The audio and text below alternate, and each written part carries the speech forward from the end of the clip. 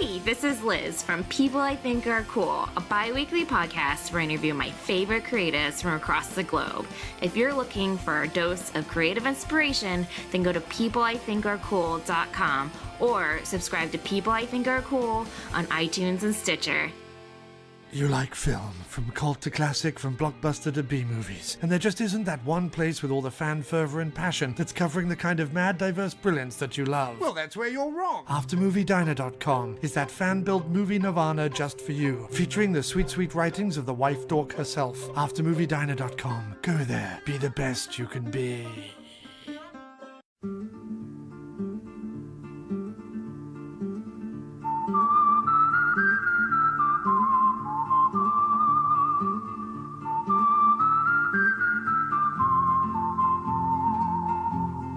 You are listening to the In the Mouth of Dorkness podcast, the official podcast of the Alamo Drafthouse, Winchester.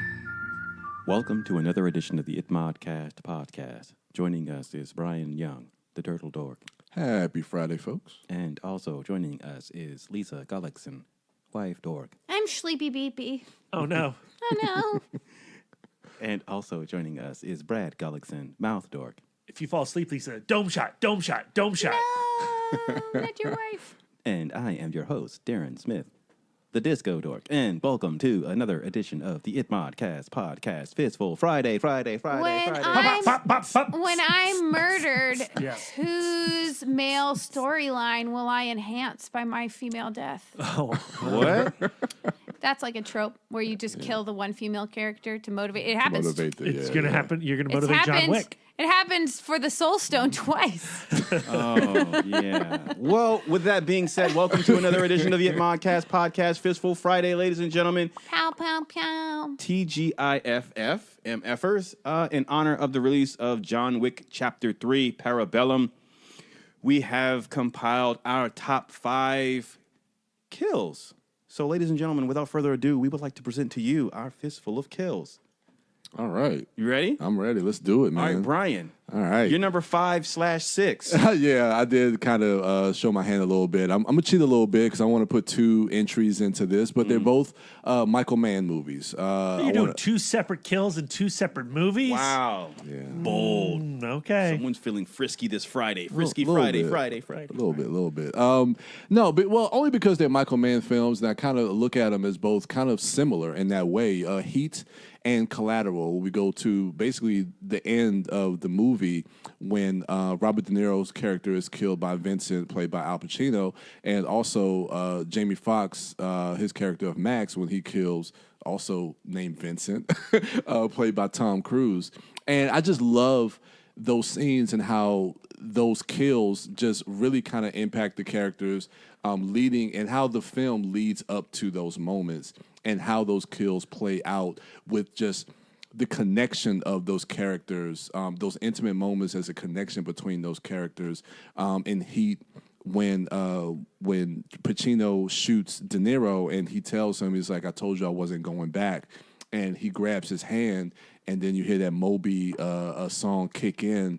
I don't know, man. Like, just that shot is just so iconic. It's just there's an iconography to that final shot before it cuts to black that just really moves me in such a way.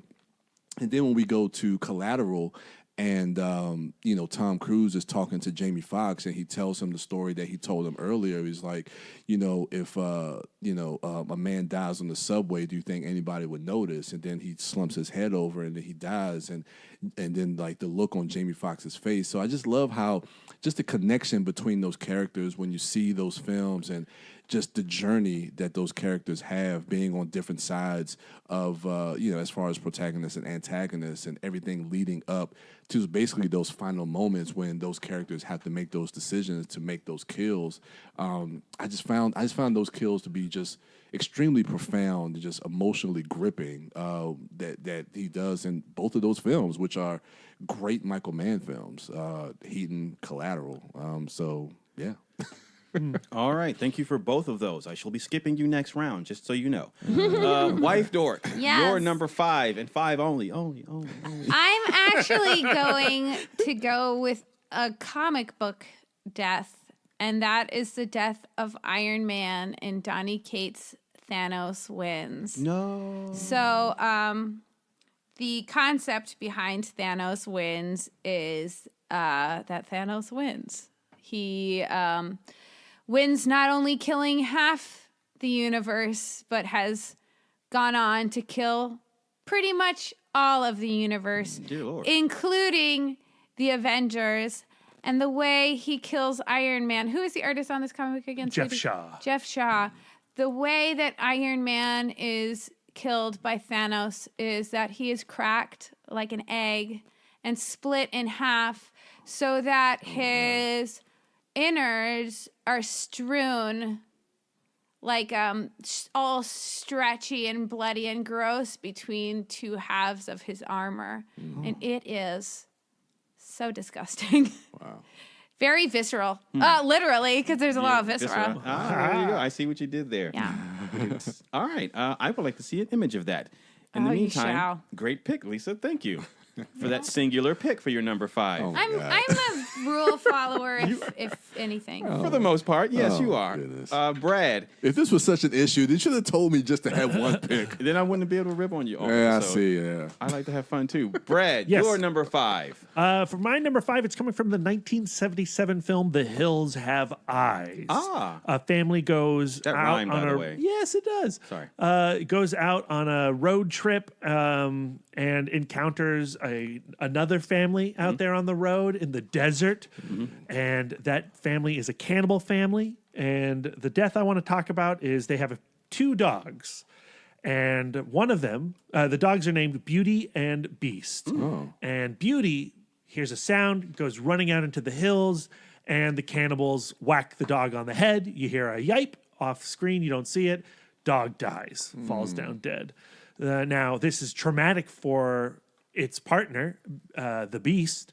And when the family finally becomes a little more vengeful and progressive in their attack to go after the cannibal family, Beast joins along in the violence and gets revenge for the killing of Beauty. Yeah. And Beast rips the throat out of Pluto and takes on some other cannibals. And, there's a satisfying cathartic revenge. But my kill is the death of the dog Beauty. Oh, The so Hills it Have wasn't Eyes. Beauty that killed the beast. No, it was a cannibal guy who whacked the dog on their head. Gotcha. All right, Brad, is there another pick you'd like to add to your number 5? Nope. All right. That dog death is number 5. All right. For my Fistful, minus my number 1, because of John Wick being the inspiration for this Fistful of kills. In the John Wick films, he dispatches of multiple bad guys in a plethora of inventive ways. So my most of my picks will be someone who is taking out multiple bad guys, but I'm going to highlight a particular kill from, any given scene where he's dispatched hundreds of people. Anyway, my number 5 comes from the first Raid Redemption. It is the second hallway fight scene. It is death by doorway, as inflicted upon the bad guy by Rama. After a melee of ass kicking and machetes, there's a guy who is kicked through a doorway, leaving the doorway jagged and rigid at the bottom of the frame. There is a remaining culprit that is being dispatched, and as a finishing move, Rama grabs that man by the back of his head and lunges forward, sending that guy backward and bringing his neck down upon the jagged ridge of the door. You can see it better than I can explain it if you just YouTube it or go buy that movie, because it is amazing. It is one of my favorite kills of all time, especially coming from a martial arts action picture. And I've seen many. I've seen people go through people. I've seen people, like Thanos, tear people in half. But this film, which is filled with, that was one of the things about the Raid films. I just introduced a new level of brutality into the martial arts genre, almost slasher-esque. This would not be out of place in a Friday the 13th film. I could see like Jason knocking someone down and then stepping on their head, pushing their head down onto the bottom jagged ridge of a doorway like that. But alas, it is in a martial arts film with plenty of ass kicking, so I appreciate it even more. So that's my number 5 and 5 only. I know Brian set a precedent, but I'm only going to give you one pick. So Brian, you're number 4 and 3. So on number 4, I've been thinking about this a lot, and it comes from a comedy, but I don't know if it's actually a kill or a suicide, but it's supposed to be a kill. It's your list, man. Yeah, it was. I just thought it was funny, and it just came to mind. It was oh God, I can't remember her name from Scary Movie. Anna Faris? No, Elizabeth Shannon. Elizabeth Shannon. When she gets died, when she gets She done gets died. she done got died. When she gets killed by Ghostface, but she really just kind of kills herself because she acts like she's really scared, and she's like, "Oh, am I supposed to be scared?" It's like, "Oh, so are you going to break my knee?" And then she like breaks her knee, and then she's like wobbling, and then like she ends up. I think Ghostface ends up cutting off her head, and then like he raises her head, but she's still alive. He's like, "Oh, look at me, I'm dead. Am I supposed to be?" You guys don't remember this? No. Wait, what movie are you? Is this a Scream? What It's movie a are you talking about? scary movie. The comedy. Oh, I'm thinking of like the West. I'm like, what the fuck? No, I was- I don't remember that What's movie happening? at all. I saw it in the theater. I did not laugh at any of it. And here I Yeah, am. this was like she was in the locker room in the shower Those and are Ghost. I would say that that's a kill. Yeah, and like so so she basically Ghostface kills her, but she's not taking her own death seriously, and so she's just talking about, "Oh, am I supposed to be dead?" He cuts off her head, and she's still talking, And it's hilarious. I just thought it was really funny. I really did. Okay, I'm done. That's 4. You don't want to throw another one in there to soften that one? No, because I like the rest of my You list. could use it right now. Yeah, I like the rest of my list. All right. I'm good. Wife Dork. Yes. Your number 4. My number 4 is from the Cornetto trilogy. It is Hot Fuzz.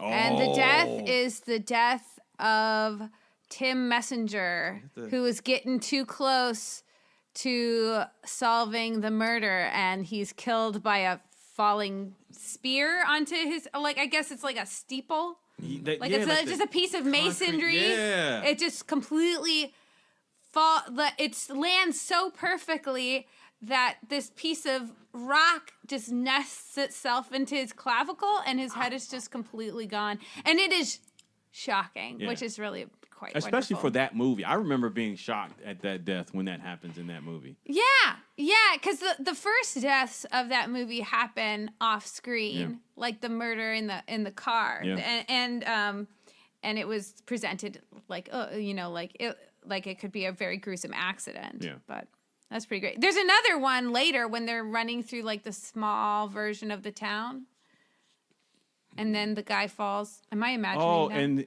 yeah, and that's a great like one. the, Oh, yeah. where is that they Pierce fall- Brosnan? Yeah, it's Pierce Brosnan. Yeah. he gets a miniature Right through the soft steeple palate. right through his genia glossus. Yeah.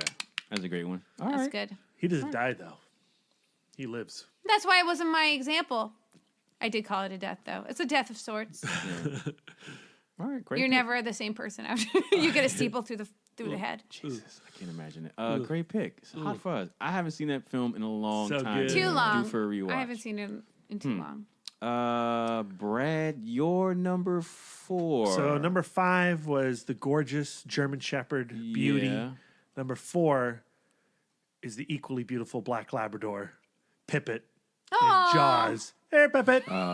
Hey, Pippet. That, the beaches are not safe in Amity, but they can't close them down. The mayor wants them open. Murray Hamilton's like, no, you can't. This is summer. We make our money here. You can't close the beaches. We'll lose all our funding. And so the beaches remain open. And the death of Pippet is sort of used as this foreboding of the even more traumatic death of poor young Alex Kittner, who is chomped down by the giant shark moments after the shark supposedly eats Pippet. We don't see Pippet go down the gullet of Bruce the shark, but we do see the stick that his master was tossing just floating into the waves. And the death of Pippet was always traumatic. I never cared about the kid when I was young watching Jaws, but I was always sad that Pippet went down. But eventually, the chief and Hooper and Quint all get together and have the revenge for the death of that beautiful dog in Jaws. All right. Great pick. Yeah. Poor Pippin. Yeah. Yeah, that was- My number 4 comes via Kylo Ren in The Last Jedi, and it is the short but quick turning on and off of the lightsaber in the, what is that? Is that a throne room? That sequence when he and Rey are fighting? Okay. Yeah. So I thought you were going to Han Solo. No, it's when she throws him the lightsaber and he catches it and cuts it on real quick and just push the hole through the guy's head. I thought that was really cool. Invention. How come that isn't the way you fight with a lightsaber? Right? It's just like popping it on and off. Ouch. Out. Right? Yeah. That's so cool. I would. Because like come- it seems like it would cut short all of If the like I really have long. the Force, Yeah. this was tweeted out recently, and Ryan Johnson had an answer for it. Yeah. But if I had the Force and we're in a lightsaber duel, how come I don't just use the Force to shut off your lightsaber? Zzz, off. I Ryan think you have to what was like his answer? that kind Ryan of. Johnson said that there is a very logical and obvious answer, and that Pablo Hidalgo will answer it for you, the production designer on it. Oh. So he passed the buck. And I don't know if Pablo Hidalgo ever said anything afterwards, but Oh. Huh. I would like that answer. because they like the combat, man. That's what I say. Okay. But like generally when you're using the force, you're using it like for big things. Like maybe the force doesn't have the specificity to hit one button. I mean, Luke just like levitates some rocks using the Force. I know, but rocks are like big and awkward. Like where it's just like pushing a button is like Well, that really- in Return of the Jedi, it always bothered me as a kid when he would throw the rock to hit the Rancor door. I was like, why didn't he just use the Force and flip that switch? It's probably something with the kyber crystals. Yeah, in the yeah. library. That's what I'm thinking. Also, isn't it exhausting? Isn't using the force like it's like extra work Yeah. to use the force? Wow. Can you just lightly use the force? Yeah. Just like turn on and off switches coming in. and I'd be out. like bewitched, like doing stuff all the time. I'd never get up again if I Yeah. had the force, and I could if I could hit buttons with the force. Tell me about it. All right, Brian, tell me about your number 3. How better about than that? Alexa. Actually, I'm gonna change my 4. No. My 4 is gonna be Machete. No, you can't. Oh, when Steven Seagal? Yeah. So I'm gonna go back. Now number 4 is Machete. When he gets stabbed with the machete, and he's like, "Do you think this bothers me?" And he twisted himself, and then it's so hilarious. I don't like that movie, man. So I funny. love the first Machete. It's terrible. God, man, Steven Seagal is so. Oh man, that death is great. My number 3 goes to a film. This is more of a disturbing death, and it's one of those type of deaths to where it's kind of more unassuming. It just kind of happens matter of factly. And watching it is from Drive, and not the head stomp, but when Bryan Cranston, when Albert Finney slices his his arm. That's a nasty one. Yeah, because I have things with knives, especially when it comes to like veins and arms, and the way if I remember correctly, he like because they're in his garage shop, and he like shakes his hand or something, and he takes like the switchblade and just cuts his wrist or cuts his arm, and he just starts bleeding profusely. And Albert Finney, just the way he plays that moment, he just kind of wipes it off. And he's like, "Don't bother fighting." He's like, "You're already dead." And That's Albert Finney? Yeah. yeah. Not Albert Finney, Albert Brooks. Albert Brooks. okay. My bad. I'm so sorry. Albert Brooks. Yeah, the wrong Albert. Yeah. Albert Brooks. Just the way he plays that moment where he tells him, he's like, "You're already dead," and I'm just like, "Oh my God!" And it's just that thought, like Bryan Cranston, just knowing like something like that happens and you want to save yourself, but knowing that there's nothing you could do, and those type of deaths just always disturb There was me. something he could have done. You just take your shirt and tourniquet up here above your elbow. He would have been fine. But it's still fucked up. Yeah. So that's my number 3 from Drive. And your number 4. Yeah. Getting back into the flow of things. Way to go, Brian. Lisa, your number 3 and 3 only. My number 3 is the sudden and shocking death of personal trainer Chad Feldheimer in Burn After Reading. Oh God. Brad yes. Pitt. Oh man. Yeah. He gets taken out by George Clooney hiding in the closet. To me. I was it like, was wait, what the fuck just confusing. And then, well, Brad Pitt's smile. Yeah. Like, hey, Oh God, yes. bam. because like he just like he got involved in like light blackmail. Yeah. And, Hijinks. but nothing deserving like the shocking death he suddenly got. Jesus. And then there's the further comedy of the confusion of George Clooney then having looking for the friend Chad and not realizing that the friend Chad was the guys whose head he blew off. Man. So fun. Very shocking. I remember being so thrown off when that I happened. know. Like, wait, what the fuck just happened? Did he just die? The second best thing to come out of that movie is the gif of George Pitt like doing that dance. Oh yeah. So good. Yeah. Yeah. In his shirt.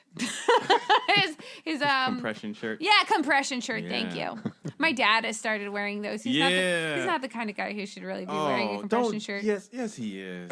Yeah. Yeah. He wears them like they're clothes. They are. What? All right. Brad. That's a great pick, by the way, Lisa, for number 3. Why, thank you. Brad, you're number 3. So I had a German Shepherd. Is it all a dog murders? Black I get Labrador. the thing. Brad is John looking Wick. to lose friends with this particular fistful. He's just going to drop a couple today. And my number 2 is a Doggy de Bordeaux, a French Mastiff from Turner and Hooch. We're talking about the titular Hooch. What a horrible dog death. Murdered in that movie? Yeah, the whole movie you're watching it and you're like, Tom Hanks and Hooch, they're partners. He's a rapscallion dog. Yeah. He's a bit of a pest. He kind of adopts Hooch after his master was murdered, and he's trying to investigate who killed his master and Tom Hanks's friend, associate. And it turns out that that guy stumbled onto a drug ring that was happening in a fishery or somewhere. I can't remember. And so, Turner and Hooch go after the bad guys to go take down the ring. And Hanks is betrayed by Craig Thomas. Craig Thomas? What's Mr. Incredible? Craig T. Nelson. Craig T. Nelson, thank you. Oof, we're both doing terrible names. Craig T. Nelson. I mean, if they had watched Action Jackson, they know not to trust that guy. Yeah. He betrays Tom Hanks. He's an evil cop, it turns out. And Tom Hanks is about to get killed when Hooch ambushes him, and Hooch gets a chest full of shotgun. Jesus. And, Damn. and definitely does die. Wow. But he had sex with that lassie dog. What do you call those lassie dogs? Collies. Collies, thank you. The Tom Hanks befriends the veterinarian, falls in love with the veterinarian, and Hooch befriended and fell in love with the lassie dog and had babies. So the movie ends with Hooch's lineage continuing. But yeah, he took that shotgun right in the chest. Jesus. And it is sad. Because they stay with the dog as it slowly dies. Sad. Wow. I didn't realize so many dog deaths. Yeah, well, that's number 3. There's 2 more. Oh my God. Look forward to those. All right. I was going to do child's deaths, but Brad said it was in poor taste. And yet here he is. It's John Wick, man. Yeah, I get You the gonna blame thing. it on John Wick?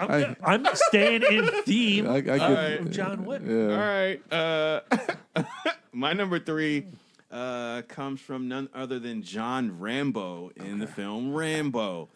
At the end of the film, when he's in Burma, this is probably one of the most glorious sequences. Yes. Instead of I've never been so happy. this guy here, because I love me some exploding bodies and heads. So, yeah, he's ambushing these guys who are about to execute these hostages, and the first guy he sneaks up on is in the back of his Jeep.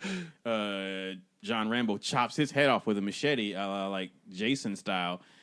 And then he gets on the 50 cal, points it at the guy in the driver's seat, and turns him into tomato paste. It is one of the most over-the-top gunshot wounds I've ever seen in my life. That dude disintegrates, and it is amazing. And then he turns it on all the soldiers down at the camp, and people are getting blown in half. Legs are coming off. Heads are just exploding. It is amazing. And it culminates with him eviscerating the guy, and it's a badass special effects shot. So he cuts the guy in the stomach, his guts come out, and when the guy rolls down the hill, his body, because it's now segmented sort of, it doesn't roll in unit. Like his top half doesn't roll in unison with the bottom half. It's a really small detail, but it sells that kill so well. So, yeah, that scene is glorious. I watched it today on YouTube as I was compiling my list, and I watched it 13 times in a row. Oh, goodness. All right, Brian, your number 2 and 3. So my number 2 And comes, 1. Just 2? Just the number 2. Okay. So my number 2 comes from RoboCop. Yeah. There's a many kills in RoboCop, but the You one just say RoboCop is your number 2. I Just know the whole movie. But the one that actually bothered me the most and stayed with me, because this movie came out in '87, and I remember seeing this movie as a child, so I may have been like 9 years old. And the one that stood with me was the, I guess you could call it, I'll just dub it the Toxic Avenger death. At the end. Yeah, When gross. Emil died. That's, Yeah. I mean, okay, so he gets like soaked with this acid, and he just has like his skin is melting off of him, and he's like in the middle of the road, and I can't remember who's driving the car. Clarence. Clarence is driving the car, and he gets hit by the car and just splatters. And his head comes off and rolls up the hood onto the windshield. Like, that just, I don't know why, but just like that imagery of that just disturbed the hell out of me as a kid. Because it's disturbing. I was like, that's not right. That's just not right. Ray Wise, the Swamp Thing was like, get away from me, man. But yeah, so that's like, I mean, out of the many disturbing kills and graphic kills in RoboCop, and I was thinking the director's cut at the end with all the squibs, the last scene, you know. Yeah. Oh, with Ronnie Cox? I think so. Or was that at the end of the movie? Or No, was that's that the Ed board- Board- that's about the boardroom Ed 2 scene. Yeah, That's the boardroom that's the middle. scene with Yeah. Ed 29. Okay, Yeah. yeah, when he just went like Verhoeven with Squib crazy with that kill. But the one that stays with me is that Toxic Avenger one. Just I would say from an effects standpoint, like pulling off that, because that was practically done like when Yeah. Emil got hit by that car. I would say that I think that's a better pick. yeah. No, To pull that off and get that shot and have the head roll off and up the hood onto I don't the remember windshield. I don't remember the head roll. I Go gotta back. rewatch that. The body explodes, but the head rolls forward up the hood hits the windshield. It's awesome. Yeah. Man, yeah, that's my number 2. All right, great pick. Lisa, Yes. your number 2. My number 2, I'm going to pull Brian, and I'm going to do 2 films, but I find these 2 deaths to be practically the same death. So the 2 deaths are the death of Principal Savage in Anna and the Apocalypse. I almost flipped it. Anna and the Apocalypse. And the death of Hi-Hats in Attack the Block. Oh, Because this is both a situation where the victim becomes prone and then torn apart and like their insides ribboned out. Oh. So they're like, with Hi-Hats in Attack the Block, remember they burst in from the window and they knock him down. So he's lying down and all of the aliens are ripping at him and pulling him apart. But the grossest part is when one of the aliens bites his face, bites his nose off. So you can see like how like your skull has that opening where his nose was. Ugh, it's so gross. Yeah. And then with Anna and the Apocalypse, he falls from the stage in the auditorium and he gets pulled out by the zombies, and he too is ribboned, and they do the like magician magic scarves, but instead of scarves, it's like entrails and stuff. that's right. That's a good one. Yeah, which I think is an homage to Day of the Dead, but I have never seen Day of the Dead. What? Yep. So I can't have 3 Brad? movies in this one. Yes. Are you going to fix that? No. Damn. There's no dead dogs in Day of the Dead. That might not be true. Oh, Because I haven't seen it. No, I don't think so. Jinx, that Fire, would be Friday, a- Force, Yay. Friday, Coke. we should do the whole zombie George Romero like saga. That would be fun. But do we want to rewatch Land of the Dead or Diary of the Dead? No. We should just do Night, Dawn, and Day. That's the true The trilogy, yeah. And then we can do the After Midnight trilogy, because they all are about times. That's right. Yeah. Before midnight. Yeah. What if we interspersed them and did one and then the other and then one and then the very other? different But experience. which would be the palate cleanser? Is it the zombie film or is it like the really arrogant dude? It's the zombie film. Yeah. All right, B, your number 2? Number 2, this one is rough. This is a rough one. Is that Like pun rough, like intended? rough. Is it pun intended? It is a pun intended. Gotcha. It's an Austrian shepherd playing the role of David's brother in The Lobster. Oh shit. What you learn in The Lobster is that Colin Farrell's character, David, he goes to a hotel. And at this hotel, if you don't find love after so many days, you're turned into an animal. And this happened to David's brother, and he didn't find love, and he became the Austrian shepherd. And David has decided if he doesn't find love at this hospital, he's elected to be turned into a lobster. One of his romantic escapades is to engage with this heartless woman who has no emotions. And so he tries to show that he has no emotions either. And he feels like he's winning her over at a certain point, that he has tricked her into coupling with him with his lack of emotions. But she exposes that lie by kicking his brother David to death. And there is this one shot of this poor Austrian shepherd that has been kicked to death on his bathroom floor that is absolutely horrifying and continues to really, really bother me. And at Lost Weekend, I know when they showed, maybe it wasn't Lost Weekend, maybe it was Film Club at the Alamo Drafthouse in Winchester, when they showed The Lobster, it truly upset some people. And I can understand why.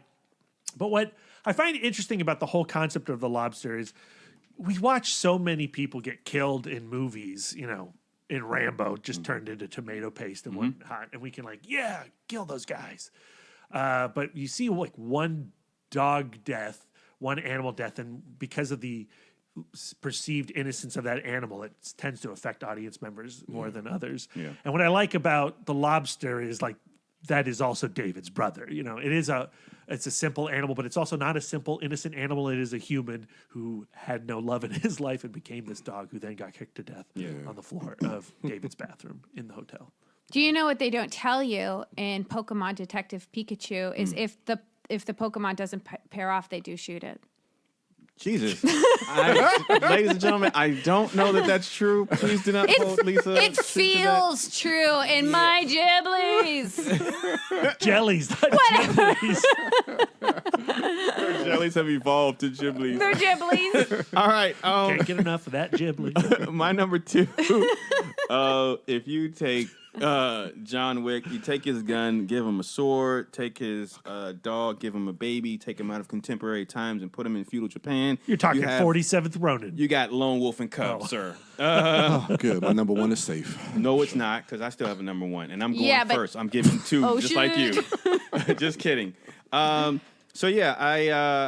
got to go with Lone Wolf and Cub. When I think about the action sequences in John Wick and how he will, in quick succession, dispatch a room or a club or a lobby full of adversaries, it brings to mind the swordsmanship of Ogami Ito from the Lone Wolf and Cub film series. And it's sort of also how John Wick is on this journey of vengeance with a companion. You have that set up with Ogami Ito on this journey of vengeance with his son. And the filmmaking and the swordsmanship and the action sequences of the Lone Wolf and Cub series are remarkable in that you see that with Keanu Reeves and John Wick, you can tell that he has practice and he has a true skill in the use of tactical usage of firearms. And in the Lone Wolf and Cub series, you get the same sense in that, the swordsmanship is real. It's of course it's choreographed, but with the precision of the strikes, it's not overly choreographed. He's not slashing people a multitude of times. John Wick, he may double tap a few people sometimes, but a lot of the times it's 1 or 2 headshots and he moves on to the next enemy. And it's the same with Ogami Ito, and that's just the Bushido code. That's you do quick strikes and then kill your enemy and you move on. And so the stylized nature in which action sequences are set up in John Wick, it brings to mind the same way the sequences are staged in the Lone Wolf and Cub series when he is killing, many people at one time.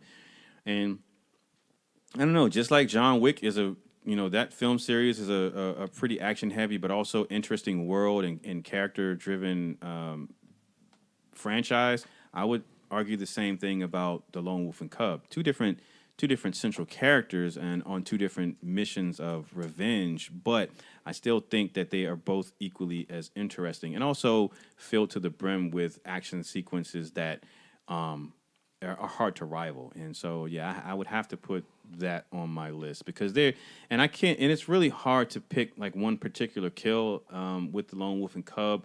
There are so many because, he'll have, like John Wick, he'll have sequences where he's dispatching a bunch of nameless goons, but then there'll come the confrontation between he and Common's character on the train, where it's a showdown between someone prominent, and he'll dispatch some more goons, and then he'll have his confrontation with Ruby Rose's character in the second one.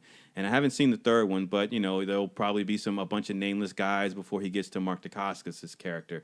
And so it's the same thing with the Lone Wolf and Cub series. Like he'll just be slashing a bunch of nameless Ronin or samurai, and then he'll have a showdown in the fields, in the wheat fields, with the flower samurai guy. And I don't know. There's so many to choose from. I know I'm cheating, but if everyone else can cheat, this is my cheat. It's just a great series in general with a bunch of magnificent kills. If you haven't seen the Lone Wolf and Cub series, do yourself a favor, check it out. Criterion has a box set of it that is pretty inexpensive, but it's awesome. Is great. And it has a secret compartment in it. And it does have a secret compartment in it. So do yourself a favor. If you want to see some inventive choreography with sword fighting and a badass character in Ogami Ito and his son Daigo, please check out that series. Brian, you're number one in your fistful of kills. Let me guess. Yeah, I was going to ask you to guess. You should know it. Because I thought you was going to have it on your list. Is it in a Bad Boys film? No, but I should have probably picked one. That would have been cool. Is it in the Ninja Turtles film? No. Is it when Ivan Ooze... How the fuck does Ivan Ooze die? I can't remember. Does he get kicked in the nuts? He gets kicked in the nuts in space, remember? Sure. Oh, I think he just has a change of heart. God damn it. Been, yeah. All right. No. 2001. A Space Odyssey? No. What? Come on. Martial arts movie. Hal's death is pretty epic. Crouching Tiger, Hidden Dragon? No. Drunken Master? No. Come on. It's one that we laugh about, and we imitate and mock all the time. 2001. Is it It's an American one? Yeah. With an Asian action star. Jet Li? Yeah. Ew. Romeo Must Die? No. Come on. Kiss of the Dragon. The suspense is killing me. Thank you. I missed it. I have to say it again. Kiss Thank of you. the Dragon. Thank you. God damn. Thank you, Brad. Kiss of the Dragon. The actual the particular move, the Kiss of the Dragon. Yeah, it's move. the actual Kiss of the Dragon when Jet Li takes like the little acupuncture pen that he has, and Takeshi Karo, I think, who's also in Bad Boys. Tries to shoot him, and he moves, he makes some moves, and he's like, "I got you, Johnny." He says, "Yeah, but I got you." And then he has the acupuncture pin on the back of his neck, and basically kind of makes him immobile. So he says once he takes that pin out, all the blood from his body rushes to his head, and then it has nowhere else to go, so it has to come out of every orifice of his body, through his eyes, through his ears, through his tear ducts. His tear ducts. And like he's trying to move, and then he starts to convulse. I need to watch this again. I haven't seen it since 2001. And the thing that kills me in there is like when he's convulsing, he does the.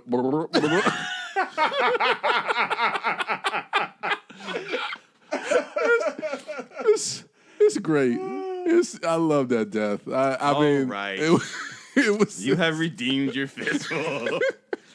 I concede. It was. I was hoping you didn't have it because I was I've like, used that recently. You did? It was sometime this year that was on a Fistful. Like, yeah, I've talked about it, but yeah, but okay, that's a but good one. So that is the number one kill.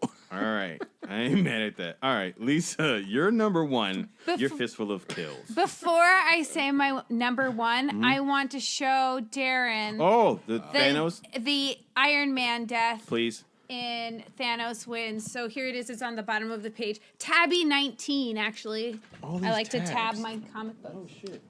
Oh, You can show Brian. oh, and that's not a clone Iron. No, that's that's not a Tony skull. Stark. That is Tony Stark. Jesus. That is shit. his spinal column. Yeah, and his rib cage, his ribs. Oh, and his lunch. You should see how he kills. Well, I guess I won't say. Oh, Jeez. yeah, he might read it. All right. There's lots of great deaths in that She movie. was not lying, ladies and gentlemen. I will say that. It Thanos was- wins. Thanos kills everybody in the Marvel's universe. Yeah. He just blew Hulk's By head off. his hands, I don't know like if with I his like hands. that. It's pretty great. Yeah. It's a great, I mean, that's a great book. It's a dark book. I don't like that he just blew Hulk's head off. Don't worry. He might not be dead there. Okay. Interesting. Huh. Wow. All right. Turn to the back page. Turn to look at the very last. Look at the back of the cover, Darren. Okay. Look at your beautiful Hulk. No, on the back. On the back. Okay. That's your Hulk. No. Yeah. That's his dog. He's Thanos' dog. I can't look at that right now. So All sad. right, Lisa. Now that you've broken my heart, you're number one. My number one is when Vincent shoots Marvin in the face in Pulp Fiction. Yes. That's That a good one. film, that scene on its own, like when you first watch the movie, it is so shocking. Mm-hmm. Like it's just, obviously like a complete accident because Vincent is a doofus. Mm-hmm. But it follows Jules having this religious experience. Mm-hmm. They had broken into this, they had some business to do in an apartment. They're doing their job, executing people. Somebody bursts out of the bathroom and shoots wildly at him and just completely whiffs. And Jules is so positive that this is a sign that he needs to change his way of life. Like, it's a miracle. And like, what are the odds of someone to shoot all of these bullets and not one even graze him?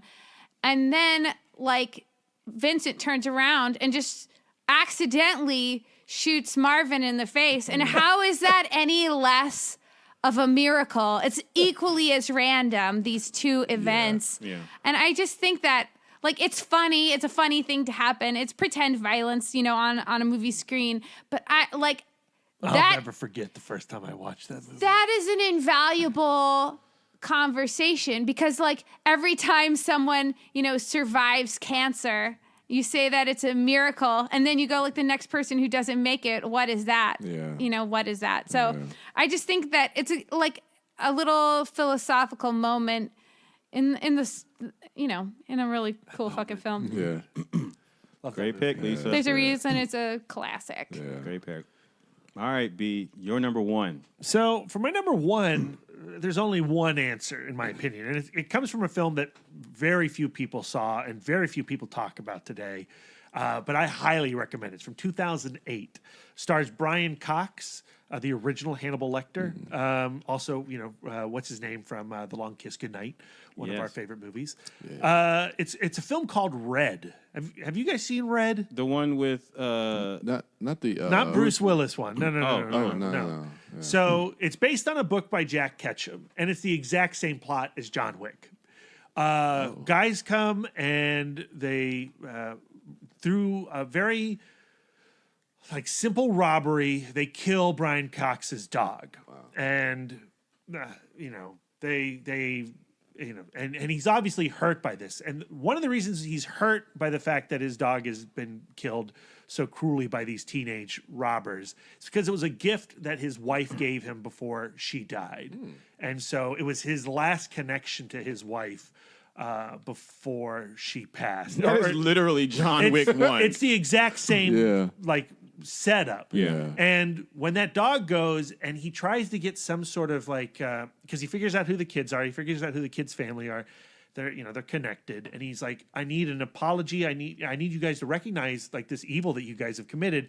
And when the father of the Hoods doesn't do anything about it and doesn't acknowledge this awful thing, he goes, all right, well, I guess I'm going to take my own revenge. And he grabs his shotgun and he goes to town. Shit. It's not an action film the way that John Wick is. It's a little bit more of a horror film. There's a lot more anger and viciousness to the violence of Red. But if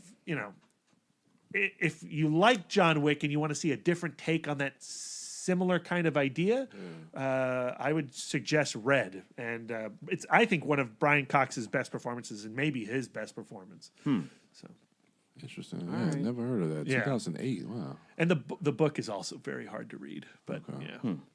All right. My number one was difficult in a sense because there are so many. I wanted to put RoboCop on my list. District 9 was almost on my list, but I've used those on my fistfuls before. And my number 2 probably may have been my number 1 had not been for a film that comes out next week. So my number 1 is in honor of a film that comes out next week or maybe the week after.